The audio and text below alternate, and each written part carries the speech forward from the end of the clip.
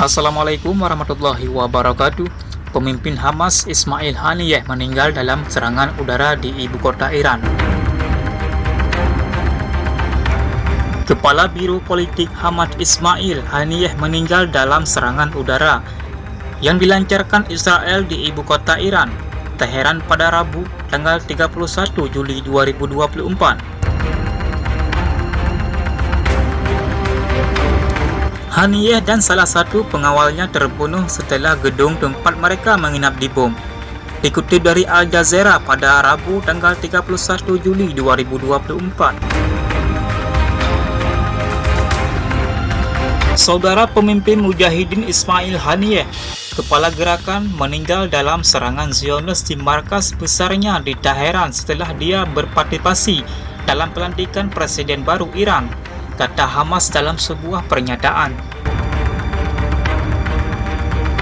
Korps Garda Revolusi Islam mengatakan bahwa Haniyeh berada di Teheran untuk menghadiri upacara pelantikan Presiden Iran, Masoud Pezeshkian, pada Selasa. Kediaman Ismail Haniyeh, kepala kantor politik perlawanan Islam Hamas, dihantam di Teheran, dan sebagai akibat dari insiden ini, dia dan salah satu pengawalnya menjadi martir, ungkap IRGC dalam pernyataan. Masih dilakukan penyelidikan meninggalnya Haniyeh juga telah dilaporkan oleh media pemerintah Iran, akan tetapi mereka tidak memberikan keterangan lebih lanjut.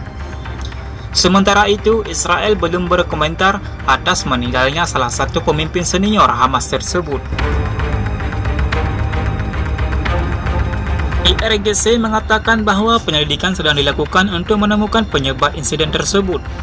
Dikutip dari Iran Internasional pada Rabu tanggal 31 Juli 2024. Serangan itu terjadi setelah militer Israel mengatakan setelah meninggalnya pemimpin Hizbullah, Fuad Shur, dalam sebuah serangan pada Selasa di pinggiran kota Beirut Selatan, yang dikenal sebagai markas besar Hizbullah. Serangan itu katanya ditunjukkan kepada komandan yang bertanggung jawab atas serangan mematikan di dataran tinggi Golan yang dikuasai Israel yang menewaskan 12 orang minggu lalu. Hanya sekian, Assalamualaikum warahmatullahi wabarakatuh. NAT TV mengabarkan.